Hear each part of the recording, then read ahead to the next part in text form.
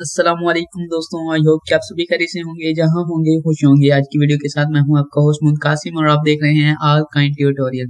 आज की वीडियो में हम जानेंगे कि मार्क्यू टैग किस तरह काम करता है, वो मार्क्यू टैग का क्या काम होता है, मार्क्यू टैग के जरिए आप किस तरह एनिमेशन कर सकते हैं।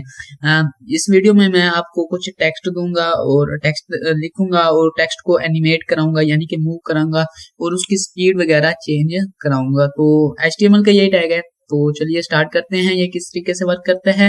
तो वीडियो को स्टार्ट करने से पहले मेरी एक रिक्वेस्ट है, अगर वीडियो अच्छी लगे तो लाइक कर दीजिए, अगर चैनल पर नए हैं तो सब्सक्राइब कर दीजिए।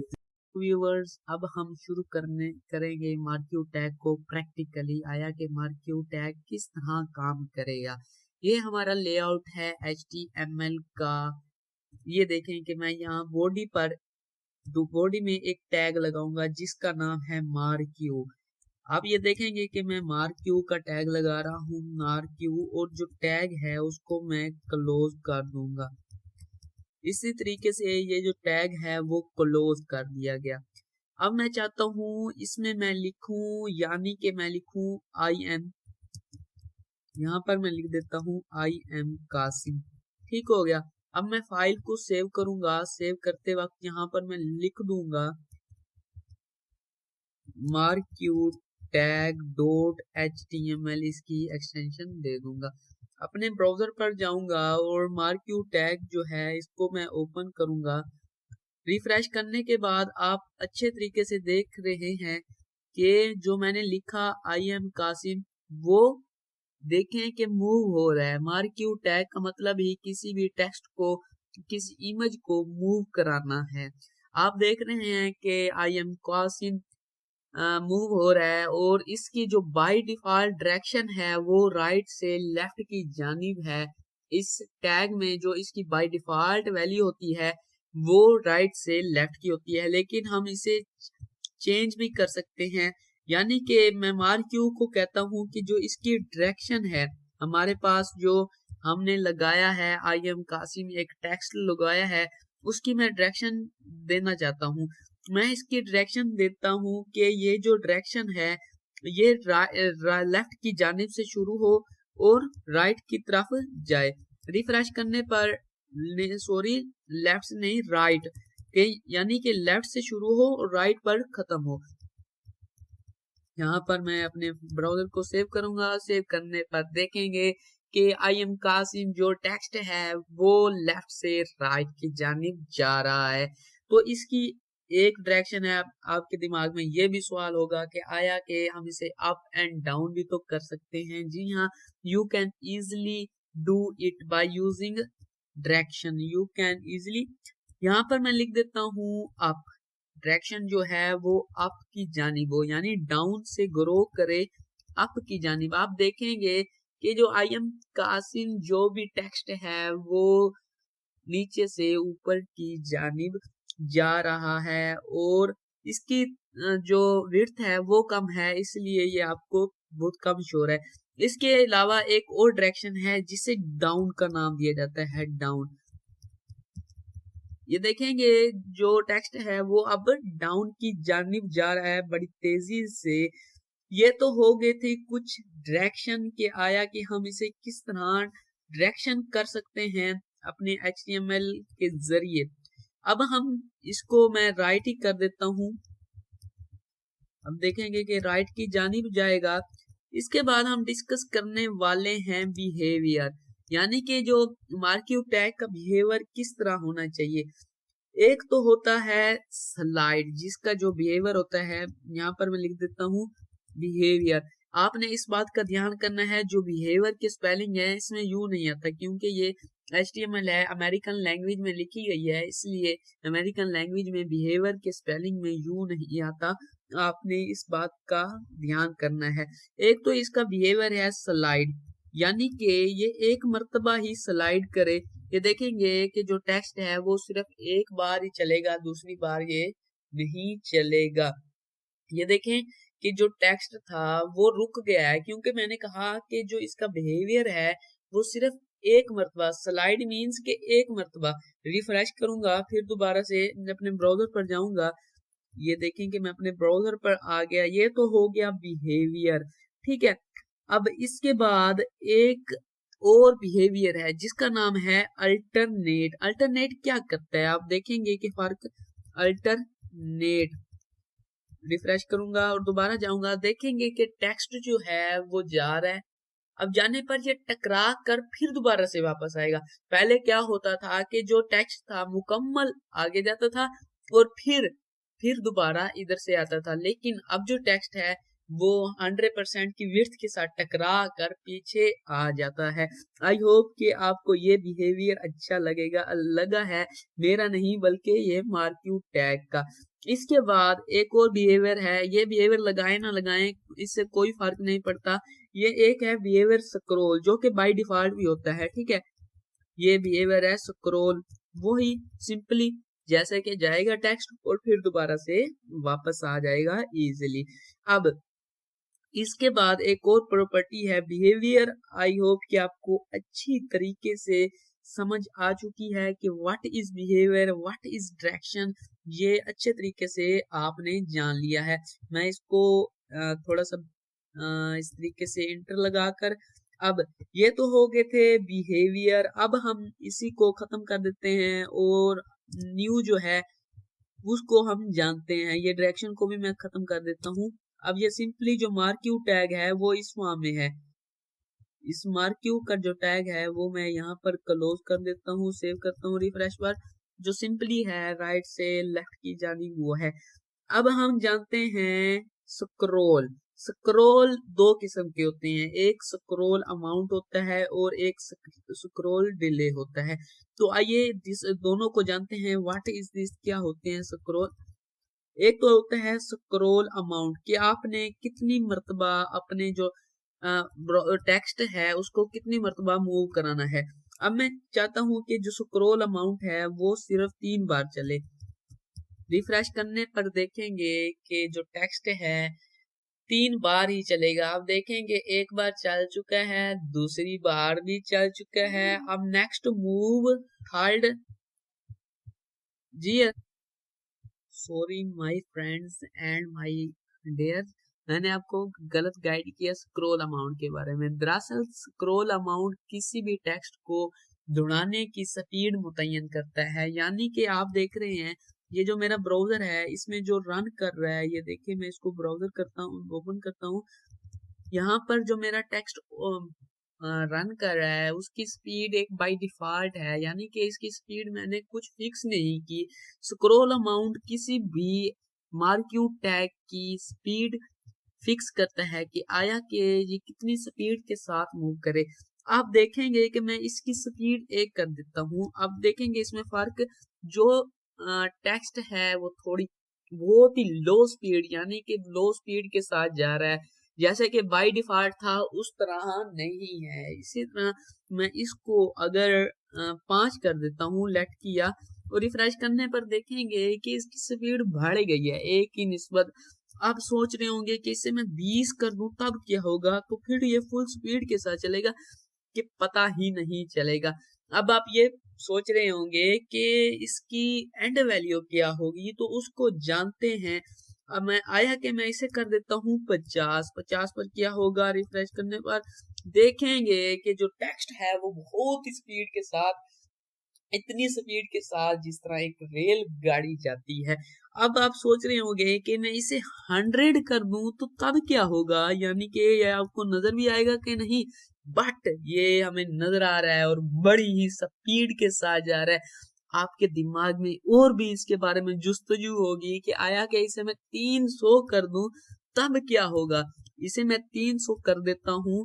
अब देखेंगे रिफ्रेश करने के बाद आप देख रहे हैं कि इसकी स्पीड स्पीड ऑफ लाइट के इक्वल हो चुकी है, इतनी स्पीड। अब आप ये सोच रहे होंगे कि इसे मैं 1000 कर दूं तो क्या होगा, ये जो टेक्स्ट है कितना मूव करेगा। ये तो टेक्स्ट है थोड़ा सा, लेकिन मैं इसमें एक और टेक्स्ट ऐड कर देता हूँ। एक लोरम इप्सम का पैराग्राफ ले लेता हूँ, यहाँ से मैं कॉपी कर लेता हूँ। लोरम इप्सम का जो पैराग्राफ है यहाँ से मैं उठा लेता हूँ और इसमें कॉपी करके अपने ब्राउजर यहाँ पर नोटपैड जो है इसमें मैं पुट कर देता हूँ। इसी तरीके से जो हमारा ये देखें कि रिफ्रेश करने पर आप देख सकेंगे कि जो हमारा टेक्स्ट है वो किस स्पीड से जा रहा है।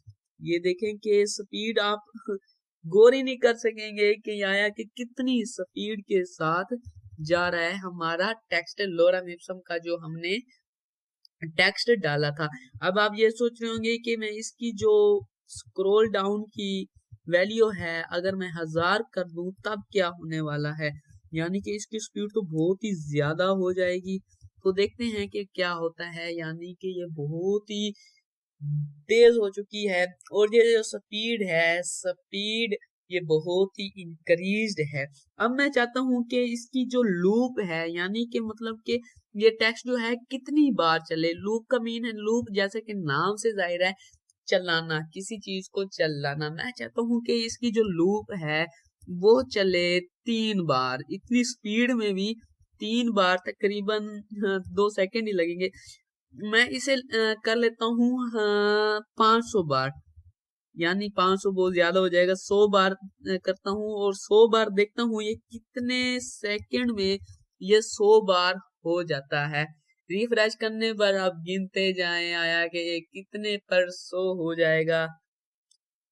मेरे अंदाजे से तो अभी नहीं हुआ, जब हो जाएगा तो पता चल जाएगा ये कितनी बार हो चुका है। बहुत ज्यादा वक्त ले रहा है, यानी कि मैं इसे लूप जो है इसकी मैं लूप कर देता हूँ 5, यानी कि ये 5 बार चले। बट ऐसा हो चुका है। ये देखें कि मैंने इसकी लूप जो है 5 बार की। अपने ब्राउजर पर जाता हूँ, रिफ्रेश करता हूँ, ये देखें गिने कि आप 5 मरतबा हो चुका है और जो हमारा टेक्स्ट था वो स्क्रीन से हट चुका है। आपने इसी में बहुत कुछ सीखा, स्क्रॉल डिले में भी। इसके बाद हम चलते हैं कलर्स पर। जी हाँ, इसकी स्पीड तो मैंने बहुत ही इंक्रीज कर ली थी, एज अ फन ही बहुत ही इंक्रीज कर ली थी। मैं इसकी जो स्पीड है 6 कर दूंगा और जो लूप्स हैं वो 5 ही रहने दूंगा।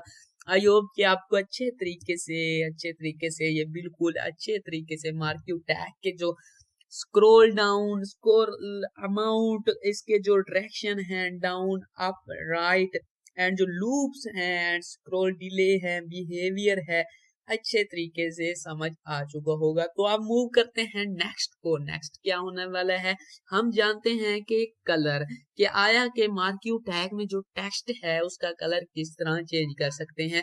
इसके लिए हमारे पास एक प्रॉपर्टी है बीजी कलर, जैसा कि नाम से जाहिर है बीजी बैकग्राउंड कलर। इसका बैकग्राउंड मैं क्या रखना चाहता हूँ, तो फिर सिंपली मैं बीजी और जो इसका कलर है इज इक्वल टू मैं कर देता हूँ ये जो हमारे पास टेक्स्ट है इसका कलर मैं पिंक कर देता हूँ। तो ये क्या होने वाला है, पिंक करने पर आप देख रहे हैं कि जो हमारा टेक्स्ट है इसका बैकग्राउंड कलर पिंक है और ये धीरे धीरे से अपनी मंजिल तक जा रहा है टेक्स्ट। और इसकी जो स्पीड है जिसे हम लूप का स्क्रॉल डिले कहते हैं, स्क्रॉल अमाउंट कहते हैं, वो 10 तकरीबन हम रखी है, 6 रखी है। अच्छा जी, ये तो हो गया बीजी कलर। इसके बाद आप ये सोच रहे होंगे कि आया कि हम इसमें विड्थ भी तो रख सकते हैं। जी हाँ, आप इसमें विड्थ डाल सकते हैं, हाइट डाल सकते हैं। तो उसके लिए हमारे पास प्रॉपर्टी है width. Width is equal to, यहाँ पर आप विड्थ कितनी भी मुतय्यन कर सकते हैं, यानी कि आपने जितनी रखनी है आप इतनी विड्थ रख लेते हैं। मैं लेट करता हूँ कि जो इसकी विड्थ है वो 50% रख लेता हूँ, ठीक है। ये अब देखेंगे कि इसकी जो विड्थ है हाँ 50 हाफ हो चुकी है, जबकि एक स्क्रीन जो होती है वो 100% की होती है और इसने अपनी जो जगह है 50% ले ली है। अब नेक्स्ट मूव करते हैं हाइट को। व्हाट इज हाइट, जैसे कि नाम से जाहिर है हाइट। हाइट मैं इसकी रख लेता हूँ ये इस तरीके से, जो हाइट इज इक्वल टू 50 तो हो गई विड्थ, हाइट इसकी मैं रख लेता हूँ 30%। यहाँ पर मैंने 30% लिख दिया और इसको खत्म कर दूंगा। सेव करने पर देखेंगे कि जो इसकी विड्थ है वो 30 हो चुकी है। मैं इसे अब कर लेता हूँ 30 नहीं, इसकी मैं 50-50 रख लेता हूँ, 50-50। रिफ्रेश करने पर आप देख रहे हैं कि जो टेक्स्ट है वो 50% और उसका जो बैकग्राउंड कलर है वो हमने पिंक रख दिया है।